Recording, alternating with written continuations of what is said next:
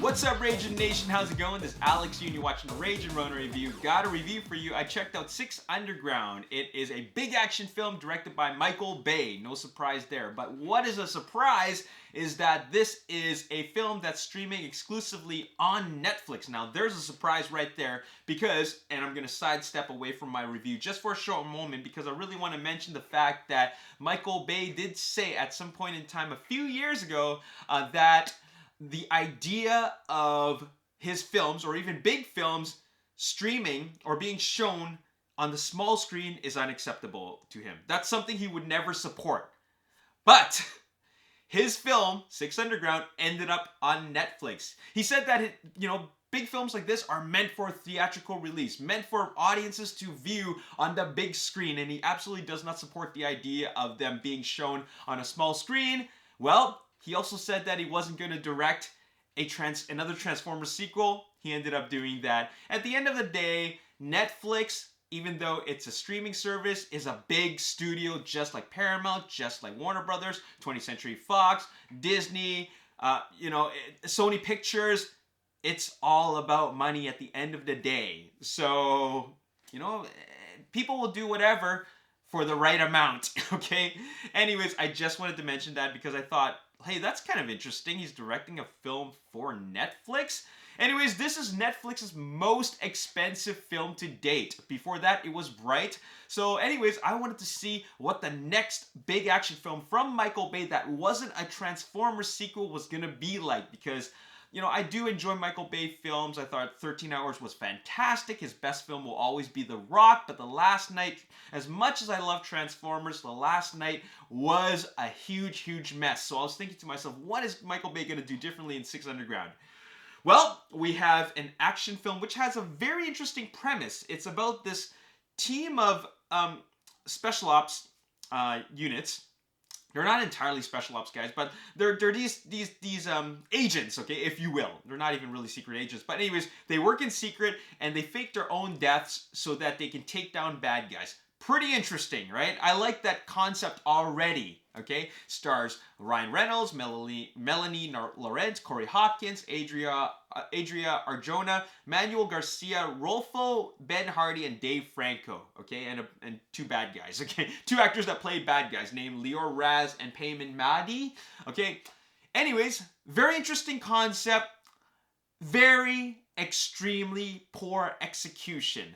And the reason why I say that, because you have a really, really great concept, but it's never really explored upon. Like, it really doesn't show you, what is even the point of being 6 Underground, as in, having your death faked, because all they really care about is just all the movie really focuses on is the mission and the action. That's all it really focuses on. Whether these characters worked in secret or worked as dead people makes no difference. They did not even explore the fact that what happens when you're dead. Like, what really happens? Well, they only just say, okay, well, they can't find you. And then that's it.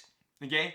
That's all it is. It's just like maybe they only talk about it for 30 seconds and the rest of it is like, well, you might as well just be really super secret agents, at that point. So whatever, who cares if they're 6 Underground? This team is led by Ryan Reynolds, and this film is written by Rhett Reese and Paul Wernick, who wrote Deadpool. And I'll tell you, this film feels like Deadpool without Deadpool in it, and Transformers without Transformers in it. The film is just absolutely chaotic in the action, and it is the most Michael Bay-esque film. I thought that Pain and Gain and Bad Boys 2 was the most Michael Bay-esque film, as in it's a film that just doesn't care and sticks the middle finger to the critics. I thought that those 2 films were those films. And then it was followed by The Last Night, and now we got this film, which is the true most Michael Bay-esque film there is. The action is crazy, and by crazy, it just starts off with a big car chase that doesn't care. Like, there are innocent bystanders getting hit left and right, and maybe even getting killed. Whatever, it's fun. I can picture Michael Bay doing directing that scene, and then he'll say something like, "Hey, let's have this car hit this guy with the let's hit a person, like an innocent bystander with a car door, and then just have like his brains like fling out onto the windshield of the bad guy's car. That'll be funny. Let's just put it in there. And let's just have a woman screaming in like at the top of her lungs in slow motion. That's gonna be fun. All of that is there. Let's put in a guy who's played by Ben Hardy, who is, let's call him the Skywalker, and he's a parkour guy. And I'm thinking to myself, how is a parkour guy gonna be useful in a car chase? Well, Michael Bay just said, I want to have a parkour guy in my next action film. Let's just put him in there. Kind of like how he just wanted to have wingsuit divers in Dark of the Moon. You know what I'm saying? He just wanted it to be there, so let's put it in there. So let's have a giant magnet in this film. It's gonna be awesome. Let's just put it in there.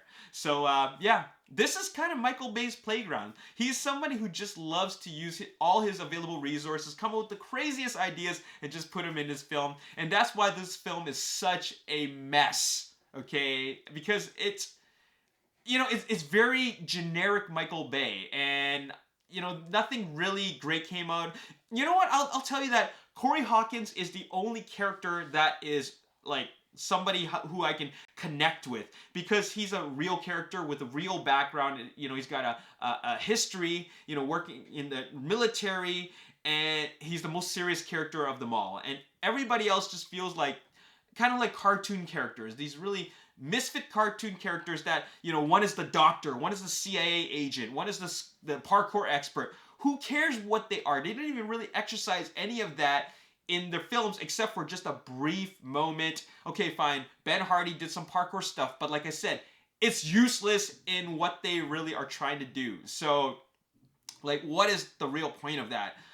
Anyways, this action's really crazy. The movie is just nuts, and you know, kind of a disappointing film, but I'll still give it a 5 out of 10, just because they did do, you know, there's some crazy action set pieces. That car chase, you know, they put a lot of effort into that. They tried to make it really, really entertaining, and it was, you know, I was pretty engaged for the most part, but it was still really like, really? Are you serious? Like, at some point in time, I was taken out of the car chase because there were just too many Michael Bay isms in this Michael Bay film, to the point where I'm feeling like it kind of breaks the fourth wall. I feel like, okay, we get it.